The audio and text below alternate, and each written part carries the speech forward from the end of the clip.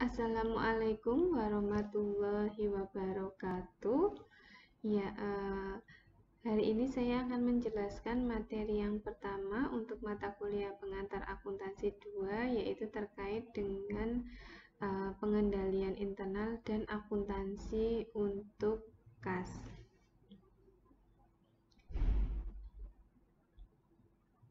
Ya, pada kontrak perkuliahan saya sudah menjelaskan bahwa pembahasan untuk mata kuliah ini terkait dengan aset, liabilitas, dan ekuitas. Dan untuk pertemuan hari ini saya langsung saja membahas tentang akuntansi kas.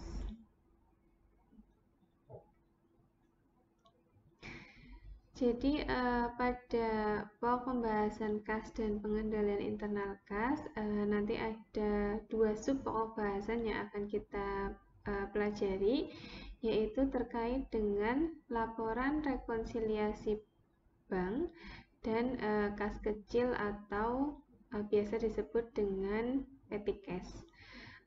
Hari ini saya akan menjelaskan yang pertama, yaitu terkait dengan laporan rekonsiliasi bank.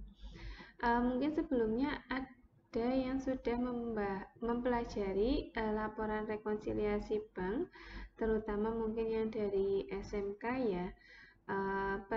Pernah terpikir nggak apa hubungannya antara kas dengan laporan rekonsiliasi bank? Dan kenapa perusahaan membutuhkan laporan rekonsiliasi bank? Ya, di sini saya awali dari definisi kas terlebih dahulu. Jadi, secara definisi, kas itu adalah alat pembayaran yang siap dan bebas dipergunakan untuk membiayai kegiatan perusahaan. Jadi, syaratnya aset bisa disebut sebagai kas itu syaratnya siap dan bebas digunakan untuk membiayai kegiatan perusahaan. Pada saat perusahaan membutuhkan uang untuk kegiatan operasional perusahaan, itu bisa digunakan, maka bisa disebut sebagai kas. Nah, di antara aset yang lain, kas ini merupakan aset yang paling liquid atau paling mudah dicairkan. Nah, karena sifatnya yang sangat liquid ini, maka aset ini sering menjadi sasaran kecurangan atau pencurian. Nah, siapa di sini yang nggak suka uang? Siapa yang nggak suka kas? Nah, kita semua kan pasti suka ya sama uang. Sehingga dalam perusahaan, di antara aset yang lain, di antara piutang, di antara persediaan, dan aset lainnya, kas ini merupakan aset yang paling rentan terhadap pencurian. Nah, sehingga biasanya salah satu upaya perusahaan untuk melindungi kas itu perusahaan akan menyimpan uangnya atau kasnya di bank agar terhindar dari resiko kecurangan atau pencurian. Nah, salah satu upaya perusahaan dengan menyimpan uangnya di bank ini merupakan wujud prosedur pengendalian internal terhadap kas. Nah, jadi kalau kita punya usaha, kemudian uangnya udah banyak atau kasnya udah banyak, pasti kan akan melindungi kas tersebut dengan menyimpannya atau menabung di bank. Nah, perusahaan yang menyimpan uangnya di bank nanti akan memiliki rekening giro bank. Nah, rekening giro ini mungkin kalau kita perseorangan menyimpan uang di bank, nah itu kan ada tabungan ya. Nah, kalau perusahaan nanti akan memiliki rekening giro. Nah, pada akhir bulan, bank akan mengirimkan laporan bulanan atau yang biasa disebut dengan laporan bank kepada pemegang giro. Nah, laporan tersebut berisi saldo awal dan akhir bulan, serta informasi terkait dengan setiap penambahan atau pengurangan saldo pada rekening giro. Atau biasanya kalau pengusaha-pengusaha itu menyebutnya rekening koran. Laporan rekening koran itu sama dengan laporan bank. Isinya apa ya? Kurang lebih sama seperti buku tabungan kita, ada saldo awal, kemudian ada pemasukan, ada pengeluaran kas yang terjadi melalui bank atau penerimaan dan pengeluaran kas yang ada di bank. Nah, kenapa membutuhkan rekonsiliasi bank? Jadi, perusahaan yang menyimpan uangnya di bank biasanya itu ada permasalahan, yaitu antara pembukuan kas yang ada di perusahaan dengan kas yang ada di laporan bank itu seringkali menunjukkan saldo yang berbeda. Nah, sehingga apabila terjadi perbedaan antara pembukuan kas yang ada di perusahaan dengan yang ada di laporan bank, maka pengendalian internal yang baik itu dapat memberikan informasi mengenai perbedaan yang terjadi. Oleh karena itu, akuntan harus dapat menjelaskan sebab-sebab terjadinya perbedaan antara catatan perusahaan dengan laporan bank. Nah, ini yang disebut dengan laporan rekonsiliasi bank. Jadi nanti misalkan nih di catatan perusahaan saldo kasnya 36 juta. Tetapi di laporan bank misalkan saldo kasnya 40 juta. Kan beda nih antara perusahaan dengan bank. Nanti akan dianalisis apa yang menyebabkan perbedaan antara saldo kas di catatan perusahaan dengan saldo kas di laporan bank, kemudian akan dibuat laporan rekonsiliasi bank sehingga nanti bisa dihasilkan kas yang benar menurut catatan perusahaan atau catatan bank. Nah, pada umumnya itu ada beberapa hal yang menyebabkan perbedaan antara saldo perusahaan dengan saldo bank. Nah, umumnya itu ada 8 hal yang menyebabkan perbedaan antara saldo kas menurut catatan perusahaan dengan saldo kas menurut laporan bank. Ini sudah detailnya, itu sudah ada penjelasannya di modul pengantar akuntansi 2. Ini sedikit saya contohkan, setoran dalam perjalanan. Contohnya, setoran dalam perjalanan itu terjadi apabila misalkan nih, laporan rekonsiliasi bank itu kan disusun setiap akhir periode ya. Contohnya pada tanggal 31 Januari itu jatuh di hari Jumat. Nah, perusahaan itu berencana akan menyetorkan uangnya ke bank. Nah, ketika menugaskan pegawai untuk setor ke bank, maka akan dicatat setoran di laporan kas perusahaan itu akan dicatat setoran misalkan sebesar 40 juta. Nah, ternyata setoran itu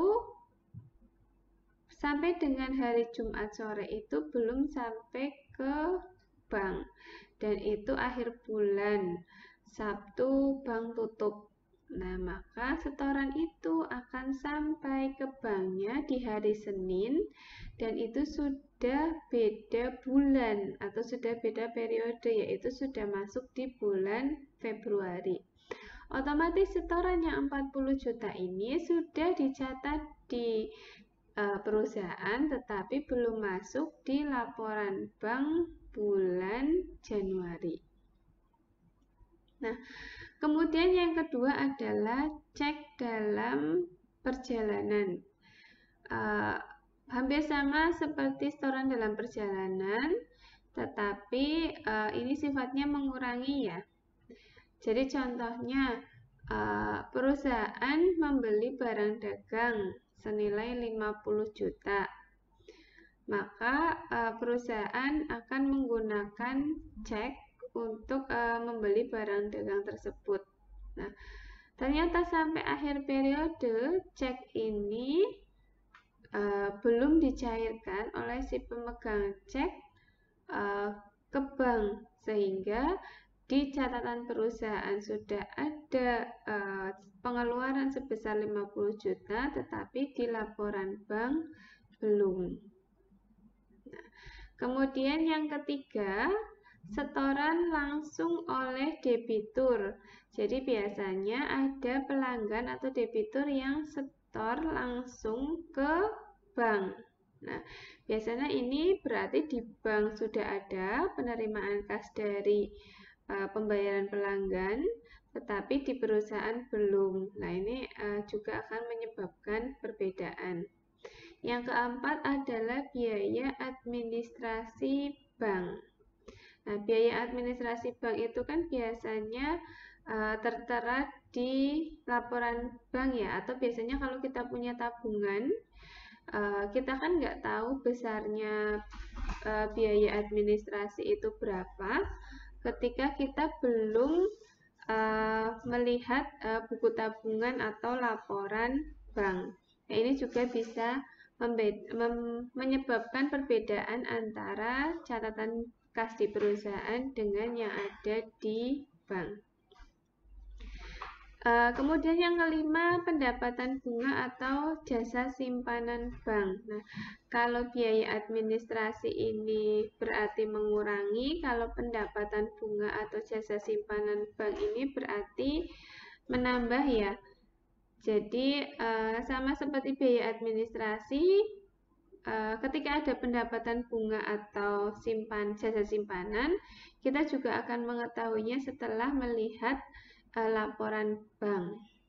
Kemudian yang keenam, cek kosong dari konsumen. Cek kosong ini adalah cek yang tidak ada dananya. Contohnya, ada konsumen yang membeli barang dagang ke perusahaan kita atau melunasi piutang. Ketika kita menerima atau ketika perusahaan menerima pembayaran dari konsumen ini, maka bagian akuntannya ini akan mencatat ada penerimaan kas, misalkan sebesar 50 juta. Ternyata setelah cek ini dicairkan ke bank, itu tidak ada dananya. Nah, ini yang disebut dengan cek kosong. Nah, ini nanti akan menyebabkan perbedaan saldo kas antara perusahaan dan bank. Atau kemungkinan yang ketujuh adalah cek dikembalikan karena alasan lain selain cek kosong. Ini juga bisa. Mungkin ceknya tidak valid dan sebagainya. Dan yang kedelapan adalah kesalahan pencatatan. Kesalahan pencatatan ini bisa dilakukan oleh perusahaan atau bisa juga dilakukan oleh bank. Dan ini pengaruhnya bisa ke perusahaan, bisa ke bank. Bisa juga menambah kas, bisa juga mengurangi kas. Nah, hal-hal yang menyebabkan perbedaan ini nantinya akan dianalisis apakah berpengaruh ke perusahaan atau berpengaruh ke bank, apakah menambah atau mengurangi, sehingga nanti akan ditemukan saldo kas yang benar menurut catatan perusahaan dan bank. Nah, ini nanti kita akan menganalisis ini pengaruhnya. Jadi nanti akan dibandingkan ya antara saldo kas menurut perusahaan dengan saldo kas menurut bank, akan dibandingkan. Bisa pengaruhnya menambah ke perusahaan atau mengurangi ke perusahaan, bisa juga menambah ke bank atau mengurangi ke bank sampai ditemukan saldo kas yang sama antara perusahaan dan bank.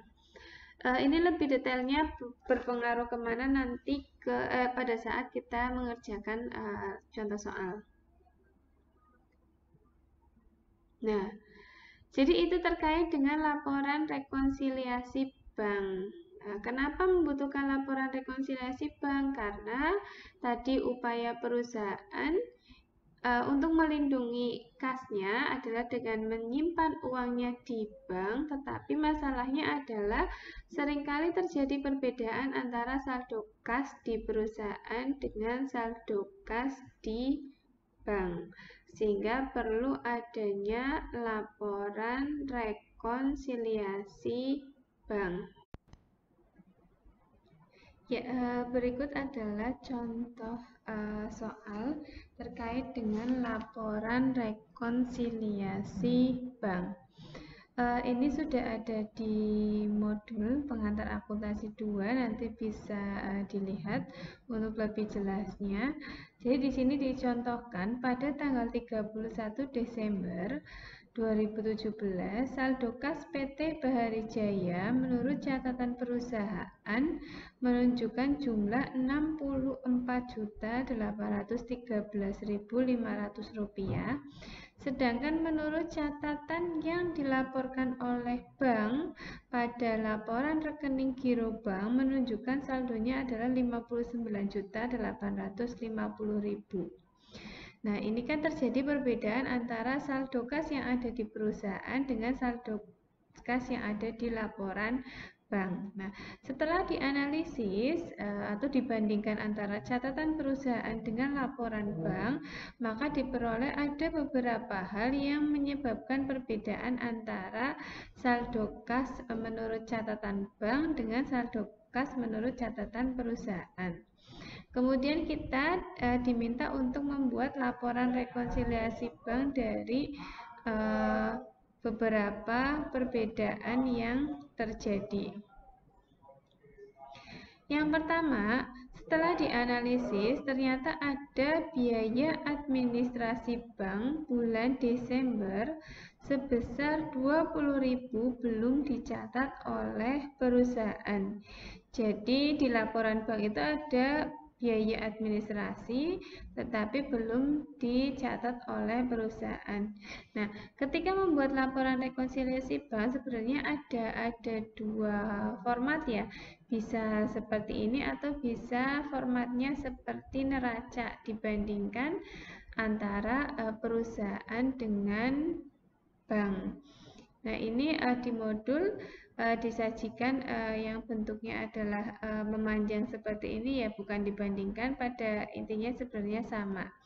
Nah, dari informasi yang nomor 1 ini, jadi biaya administrasi di laporan bank sudah ada, tapi di perusahaan belum dicatat, maka nanti akan pengaruhnya ke perusahaan. Ini pengaruhnya ke perusahaan yaitu mengurangi, yaitu berupa beban administrasi bank sejumlah 20.000.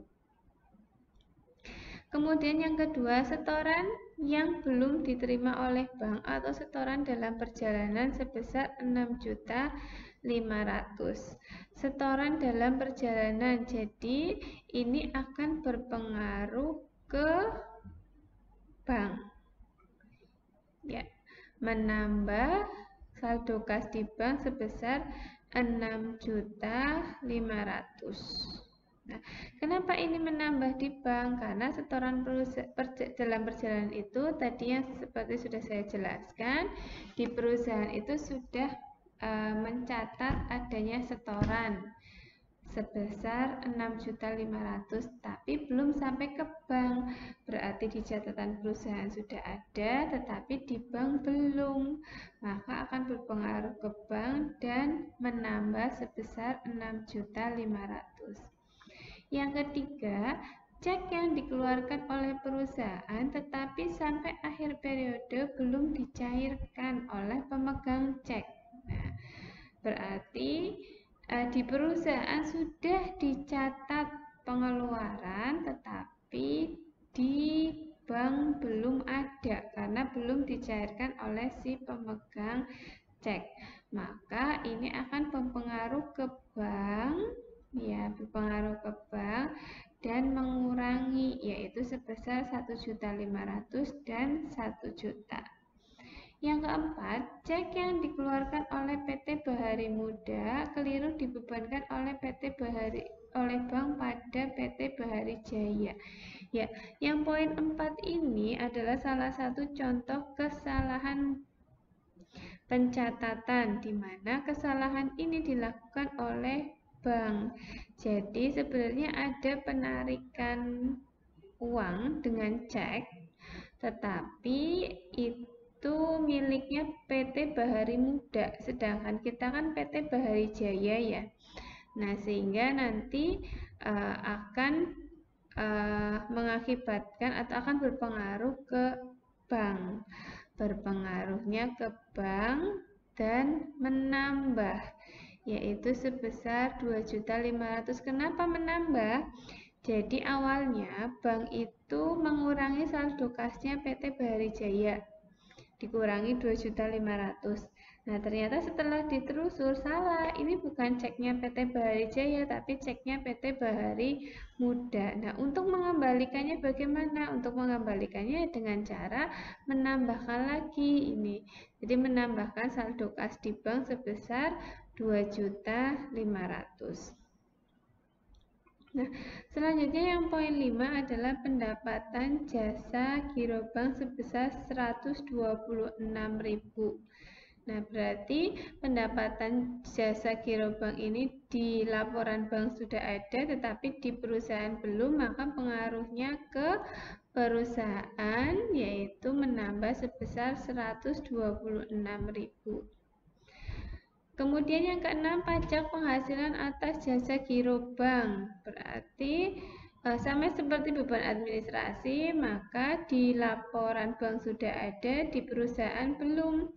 Maka akan berpengaruh ke perusahaan sebesar 19.500 mengurangi, yaitu berupa beban pajak penghasilan. Kemudian yang poin 7, cek dari pelanggan sebesar 2.500.000 ternyata cek kosong atau tidak cukup dananya.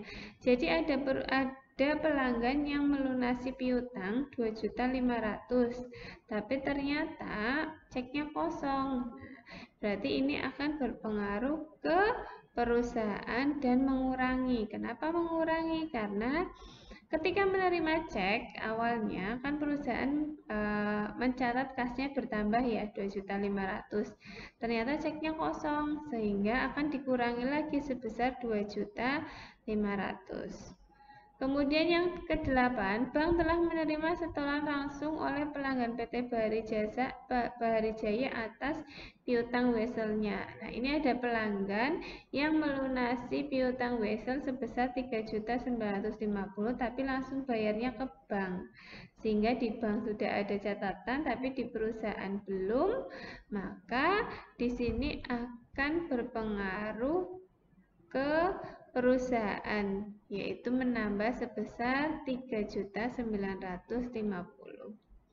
Nah, setelah semuanya dianalisis pengaruhnya ke perusahaan atau ke bank, maka nanti akan dihitung total penambahannya berapa, total pengurangannya berapa, sehingga akan ditemukan saldo akhir kas yang benar, dan ini harus sama antara perusahaan dengan bank. Kalau tidak sama berarti kemungkinan masih ada kekeliruan ketika kita menganalisis pengaruhnya ke perusahaan atau ke bank. Nah, jadi saldo kas yang tadinya berbeda ini ya, menurut perusahaan 64.813.500, sedangkan menurut bank 59.850. Setelah dianalisis dan dibuat laporan rekonsiliasi bank sehingga ditemukan saldo yang benar yaitu 66.350.000. Nah, setelah kita membuat laporan rekonsiliasi bank, masih ada satu tahap lagi yaitu membuat jurnal penyesuaian. Nah, yang perlu dibuat jurnal penyesuaian itu adalah yang pengaruhnya ke perusahaan saja. Ini ya, pengaruhnya ke perusahaan saja. Untuk yang pengaruhnya ke bank itu tidak perlu dibuat penyesuaian karena kita posisinya adalah di perusahaan. Kenapa perlu penyesuaian? Karena agar saldo kasnya yang awalnya 64.813.500 kan ini keliru, tidak sama ya antara kas perusahaan dengan kas bank. Yang awalnya segini, setelah ditemukan saldo kas yang benar, ini akan disesuaikan supaya 64.813.500 ini menjadi 66.350.000. Sehingga kita akan membuat jurnal penyesuaian. Nah, untuk jurnal penyesuaiannya sendiri nanti berarti ada nih ya, 1, 2, 3, 4, 5. Ada 5 penyesuaian, yaitu yang pengaruhnya ke perusahaan. Untuk yang pertama, kan ada menambah ya, yang menambah ada 2, dan yang mengurangi ada 1, 2, 3, ada 3. Sehingga nanti ada 5 jurnal penyesuaian. Untuk yang menambah, penyesuaiannya nanti akun debitnya sudah pasti kas di bank. Nih, debitnya kas di bank. Nah, kreditnya apa? Kreditnya adalah tergantung transaksinya. Apabila contohnya di sini transaksinya pendapatan jasa giro, maka kreditnya adalah pendapatan jasa bank atau pendapatan jasa giro sebesar 126.000. Nah, kemudian yang kedua adalah terkait dengan pelunasan piutang wesel. Maka debitnya kas di bank, kreditnya piutang wesel. Nah, untuk yang mengurangi, maka akun yang di sebelah kredit sudah pasti semuanya kas di bank, mengurangi seperti ini. Debitnya apa? Debitnya tergantung transaksinya. Untuk yang beban admin bank, berarti nanti akun debitnya adalah beban administrasi bank. Kemudian yang kedua debitnya beban pajak penghasilan, dan yang ketiga adalah untuk cek kosong. Cek kosong ini kan untuk pelunasan piutang ya. Jadi ketika piutangnya ceknya kosong, maka logikanya piutangnya tidak jadi berkurang, maka piutangnya akan didebitkan kembali sebesar 2.500.000. Nah, itu adalah terkait dengan jurnal penyesuaian yang disusun oleh PT Bahari Jaya setelah membuat laporan rekonsiliasi bank. Ya, demikian adalah laporan rekonsiliasi bank dan pembuatan jurnal penyesuaiannya. Selanjutnya nanti kita akan membahas terkait dengan pencatatan kas kecil.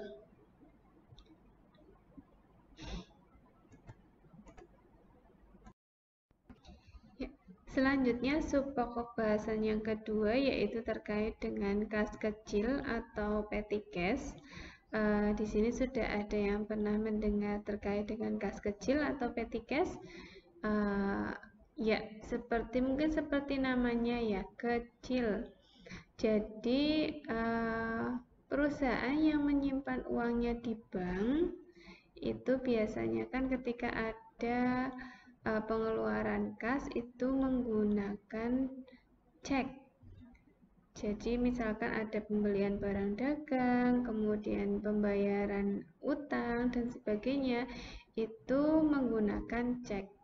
Tetapi untuk kegiatan operasional perusahaan itu tetap membutuhkan dana untuk mendanai keperluan-keperluan yang rutin tetapi jumlahnya relatif kecil, misalkan membeli alat tulis, membeli benda pos, membayar biaya transport, membeli makanan, membeli minuman untuk rapat dan sebagainya. Nah, untuk kegiatan operasional yang membutuhkan dananya kecil ini, perusahaan perlu mencadangkan adanya dana kas kecil. Karena misalkan beli alat tulis, kan tidak semua toko ATK itu menerima cek untuk pembelian alat tulis. Mau beli bensin misalkan, kan tidak semuanya menerima pembayaran dengan menggunakan cek, sehingga perusahaan membutuhkan dana kas kecil. Nah, meskipun jumlahnya kecil, tetapi kas kecil ini tetap harus ada pencatatannya dan pengendalian internal yang baik. Itu salah satunya adalah melakukan pencatatan terhadap kas kecil. Jadi terkait dengan pencatatan kas kecil sendiri, pada dasarnya itu ada dua metode, yaitu impress fund system atau fluktuatif fund system. Nah, pada umumnya perusahaan itu sebagian besar menggunakannya sistem dana impress karena memang pengendaliannya juga lebih baik dibandingkan dengan sistem fluktuasi, sehingga di sini kami menjelaskan pencatatan kas kecil dengan menggunakan sistem dana tetap atau impress fund system. Di mana untuk metode pencatatan kas kecil dengan sistem impress ini nanti ada 4 hal yang akan kita pelajari, yaitu terkait dengan pembentukan kas kecil yang pertama, kemudian yang kedua pemakaian kas kecil, yang ketiga pengisian kembali kas kecil, dan yang terakhir adalah penyesuaian kas kecil. Nah, kita mulai dari pembentukan kas kecil. Jadi pada tanggal 14 Desember, PT Bahari Jaya memutuskan untuk membentuk dana kas kecil dengan menarik cek sebesar 1 juta untuk jangka waktu 2 minggu. Ya, jadi kas kecil ini biasanya ada jangka waktunya ya pembentukannya, dan besarannya ini juga sesuai dengan kebijakan perusahaan. Jadi besarannya itu mau 1 juta, 2 juta, 3 juta ini tergantung kebijakan perusahaan dan kebutuhan perusahaan. Kalau misalkan butuhnya 2 juta ya nanti akan dicadangkannya 2 juta, kalau butuhnya 3 juta ya akan dicadangkannya 3 juta. Dan ini relatif atau tergantung kebutuhan perusahaan, dan bisa juga antara satu perusahaan dengan perusahaan yang lain itu kebutuhan dana kas kecilnya berbeda-beda. Nah, ketika pembentukan kas kecil, maka jurnal atau pencatatannya adalah kas kecilnya debit, kemudian kas banknya kredit. Karena ini dua-duanya akun kas ya. Jadi kas kecilnya bertambah, kas di banknya akan berkurang sebesar 1 juta. Ini untuk pembentukan kas kecil. Nah, setelah dibentuk, maka akan ada pemakaian kas kecil. Perusahaan yang menggunakan metode impress atau metode dana tetap itu tidak menjurnal pada saat terjadi pengeluaran kas kecil, tetapi biasanya akan dibuat kartu kas kecil oleh penanggung jawab kas kecil yang akan berfungsi sebagai alat pengendalian dalam penggunaan kas kecil. Nah, maksudnya tidak dicatat ini bukan berarti tidak ada pencatatan sama sekali ya. Jadi ada rekapannya tetapi tidak di jurnal. Nah, ini adalah contoh rekapannya. Di sini ada pencatatannya dari tanggal 15 sampai tanggal 28 untuk membeli perangko, membeli materai, membayar ongkos taksi, perjalanan dinas, mengirim fax, dan membayar surat kabar. Nah, biasanya pemakaian kas kecil ini nanti ada kartunya ya seperti ini, atau kartu kas kecil di mana nanti akan ada siapa yang menerima dan siapa yang menyetujui, dan di sini untuk apa pengeluarannya. Nah, nanti perusahaan yang menggunakan dana kas kecilnya tetap itu akan merekap semua pemakaian kas kecil. Di sini ada kartu kas kecil, di modul juga sudah ada ya. Di sini akan direkap untuk apa saja keperluannya dan direkap ke dalam nama bebannya. Contohnya membeli perangko, membeli materai, itu kan akan masuk ke dalam beban pos dan telekomunikasi, di mana jumlahnya adalah 275.000. Itu dari 75.000 ditambah 200.000. Kemudian untuk bayar ongkos taksi, perjalanan dinas itu akan masuk ke beban transport sebesar 430. Nah, nanti kalau sudah direkap seperti ini, setelah ada pemakaian, kan habis ya. Tadi kan pembentukannya 1 juta, kemudian sudah dipakai totalnya 945.000. Nanti akan minta diisi kembali. Pengisian kembalinya itu adalah sebesar yang sudah dipakai, sehingga pencatatan beban-beban ini akan dilakukan pada saat pengisian kembali kas kecil. Nah, di sini yang ketiga adalah pengisian kembali kas kecil. Pada tanggal 2 Desember, penanggung jawab kas kecil mengajukan pengisian kembali ini sebesar pemakaiannya, dan bagian keuangan mengeluarkan cek. Pada saat pengisian kembali ini akan dicatat beban-beban tadi yang sudah direkap, kemudian kreditnya adalah kas di bank. Jadi diisi kembali dengan mengambil kas di bank sebesar 945.000. Nah, ini kan sudah tanggal 28 Desember ya, di mana pengisian kembalinya lagi nanti 2 minggu ya, tadi periodenya 2 minggu. Nah, ini kan melewati akhir periode, sehingga nanti akan ada penyesuaian di akhir periode. Di sini dicontohkan periode pengisian kas kecil selanjutnya adalah 12 Januari. Jadi 2 minggunya itu dari 29 Desember sampai dengan 12 Januari. Nah, ternyata sampai dengan 31 Januari ini ada pemakaian untuk membeli perangko, membeli materai, dan membayar ongkos taksi. Nah, ini yang nanti harus disesuaikan. Nah, ini adalah jurnal penyesuaiannya, yaitu dengan mencatat beban-beban yang terjadi, yaitu beban pos dan telekomunikasi, kemudian beban transport, dan kreditnya adalah kas kecil sebesar 550.000. Jadi penyesuaian ini hanya jika dibutuhkan di akhir periode. Kalau misalkan tidak pada saat akhir periode, berarti tidak perlu adanya penyesuaian kas kecil. Ya, demikian adalah terkait dengan pencatatan kas kecil dan akuntansi untuk kas. Jadi adanya laporan perusahaan menyimpan uang di bank dan pencatatan kas kecil itu adalah dalam rangka pengendalian internal terhadap kas. Ya, demikian penjelasan dari saya terkait dengan materi yang pertama, yaitu kas dan pengendalian internal kas. Terima kasih atas perhatiannya. Wassalamualaikum warahmatullahi wabarakatuh.